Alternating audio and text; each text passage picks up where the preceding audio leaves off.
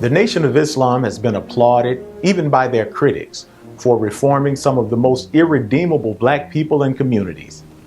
However, there are people who vehemently oppose the uplift and reformation of our people because they profit from our ignorance and our suffering. And it might surprise you because many of these enemies have posed as a common friend of our people. Dr. Stuart Rockoff from the Institute of Southern Jewish Life illustrated how Jewish merchants have always capitalized off blacks because they've profited heavily from our people's talent and buying power. They are the ones who still profit most from black talent, athletes, and intellect, but anything that promotes independence from them is shunned and said to be anti-Semitic. These leaders literally claim that it's anti-Semitic for black folks to unite their dollars and resources without them controlling it. Understanding this historical dynamic can help better understand why such groups are still vehemently opposed to the Nation of Islam, why they are opposed to black unity and black independence. Consider this history. During the Civil War, the Union Army wanted more bodies, so they encouraged slaves to join the Union Army. If they did, they would no longer have to serve their slave masters. These blacks became known as contrabands of war.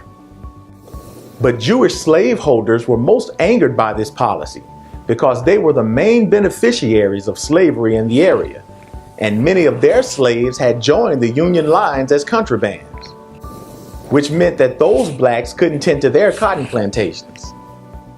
And because Jews continued practicing illegal trade and contraband, General Ulysses S. Grant ordered the expulsion of those Jews from his military district in what became known as General Order Number 11. Naturally, many Jews cried that this was anti-Semitic because they could no longer profit from black slave labor. I wonder why they didn't teach that in school.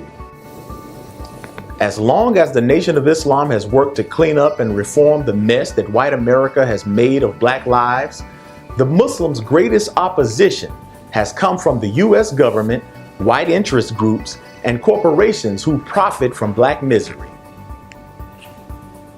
When the NOI in Detroit made unprecedented gains in reforming convicts and prostitutes and drug addicts in the 1930s, Jewish drug lords like the Purple Gang or the Bernstein family and alcoholic bootleggers were financially affected because they benefited from our people's misfortunes and addictions.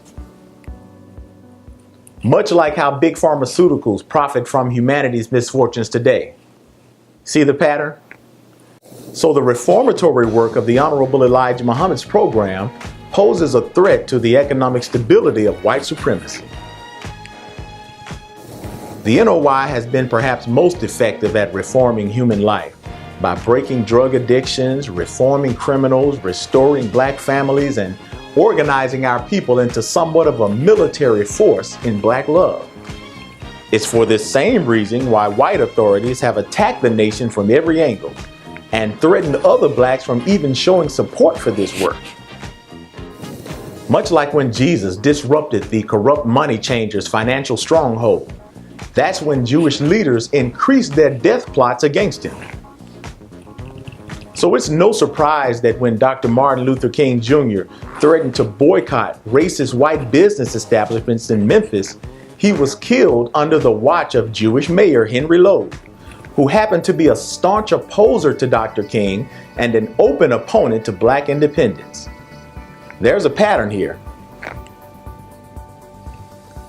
So how do you think they're reacting today when Minister Farrakhan disrupts their financial markets by organizing black unity against white supremacy?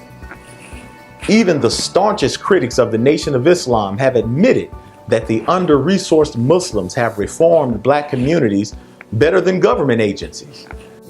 Yet they still call this noble work anti-Semitic. Now we see why they've threatened black leaders and celebrities from working with the Nation of Islam to help our suffering people. See, they don't mind certain blacks enjoying financial gains as long as it doesn't upset white authority. What they're threatened by is our unity, especially around the ideas that challenge their racist control. This is why they attacked Brother Farrakhan and the Nation of Islam, because the Muslims have been most effective at unifying our people for independence. So if we really want to overcome their systemic racism, the key is our unity. Unity of our minds, talents, and resources around programs that actually work. Programs aimed to break away from their system that was never designed for our freedom,